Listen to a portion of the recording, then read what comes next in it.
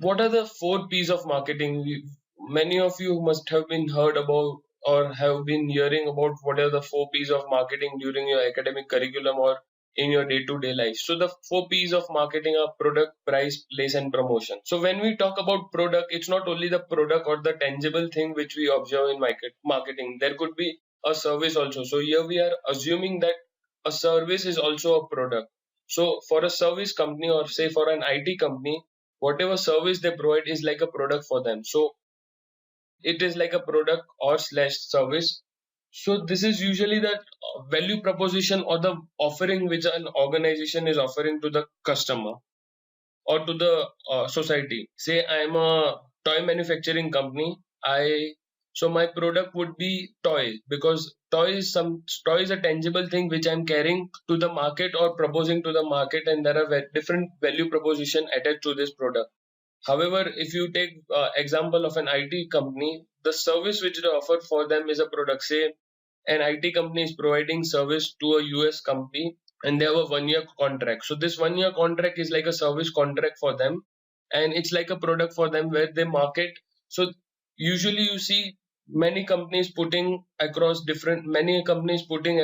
whatever things which they have done in the past as a kind of proof which they have done. So this is like a example which they give to the client, or this is an example which they to give to the client in terms of assuring the client that this thing they've done before or are capable to do this. So this is a product and service first P of marketing.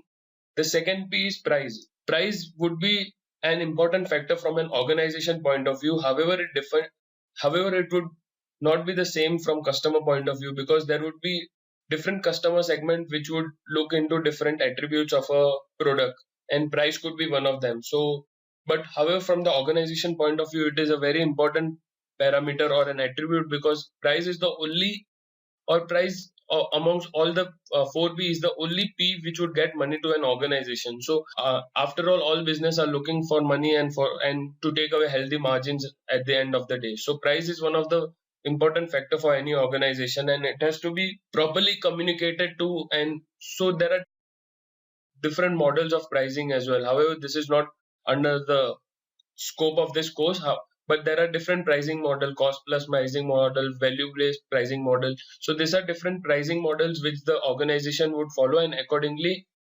price the product or the service.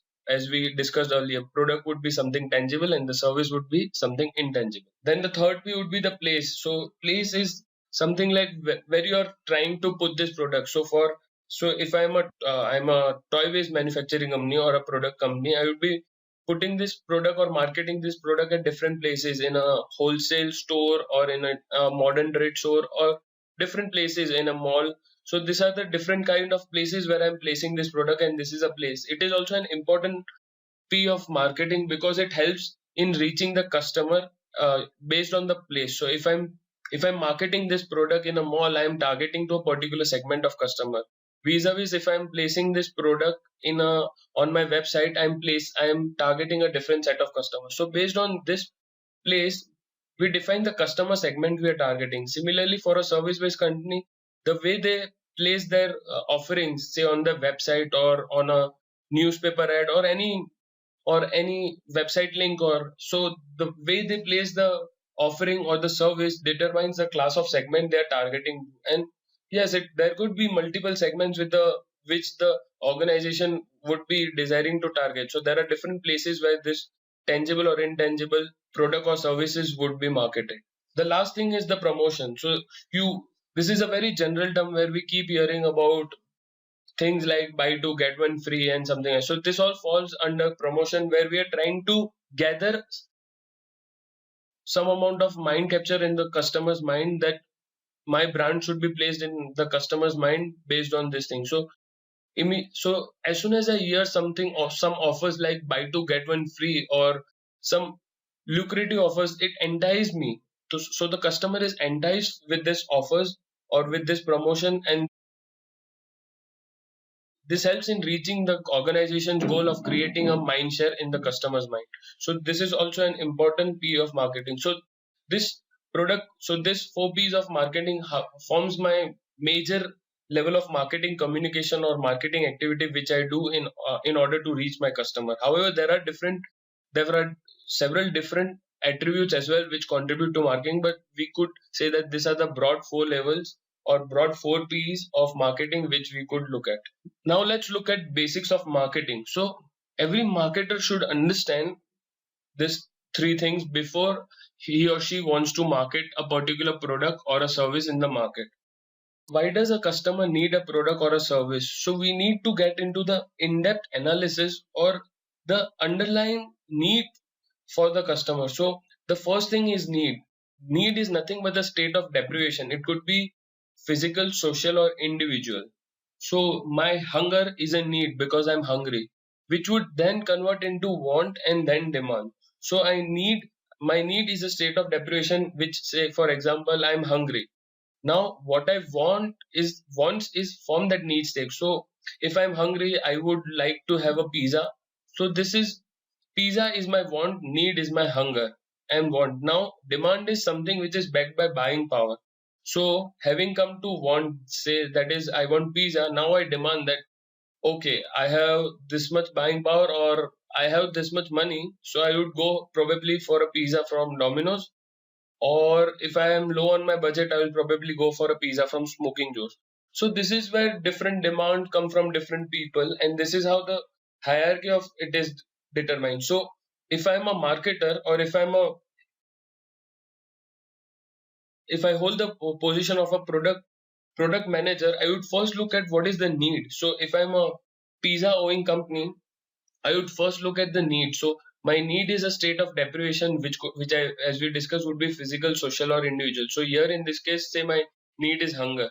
Now want is pizza owing company would always want to target customer who wants pizza in the form of hunger or need. So there are different set of customer. Now we are segregating a range of customer or a broad level of customer into or narrowing down customer segment into small groups.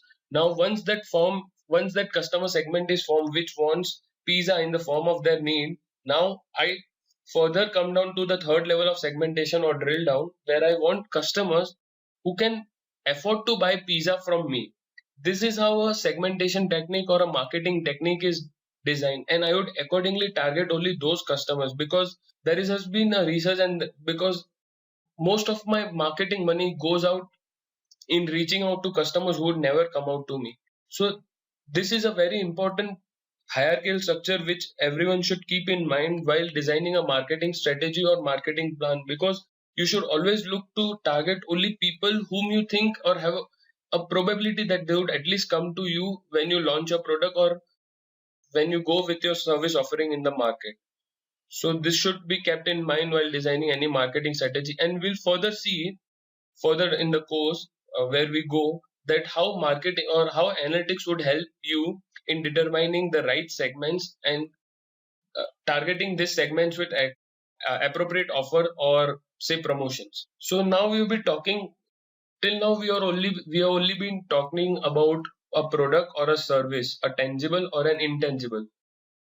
But however, there could be many layers or there could be many different scope of marketing where we see that the marketing could be applied to say anything which could be branded. So if I have a particular thing, say a DO, and I want to brand it, I should use marketing. So in short, the scope of marketing could be defined as something, a tangible or an intangible thing which you want to market it, or which in the future you want to see it as a brand.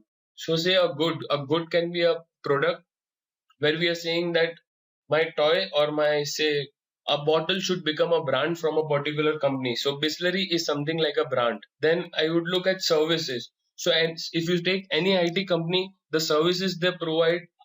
So for IT company services they provide, they market because they want the company to become as a brand. So your services is being marketed. Then you look at different events. There are many events which go on. So say IPL is an event. Now I want to market this IPL because I want to make IPL as a brand. So this is a marketing of events kind of an example. Then you have persons like celebrities or your prime minister or president. So these are like persons whom you want to see as a brand for different exercises or for different purpose, and then you market those persons using different activity and according to what is the level or what is the kind of scope which we have for this kind of marketing. Then you have places, so you have some tourist places like Kashmir, Agra, etc. So you want to market these places because you want to create them as a brand. So in short, anything which you want to make it as a brand in the mind of a customer, you market it, and that defines the scope of marketing. Then there could be properties, then there could be organization, where we see that different organizations are marketing themselves or using different marketing materials to make themselves as a brand. Then you see information being used as a marketing tool or being branded. Then you see ideas or ideologies, the ideologies which are provoked or which are communicated by influential peoples are being marketed so that they themselves become a brand. Then you have religion also being marketed or used by various people as a tool for marketing, which could help them create as a brand. So this all in defines the scope of marketing, like what could be marketed and what not could be marketed.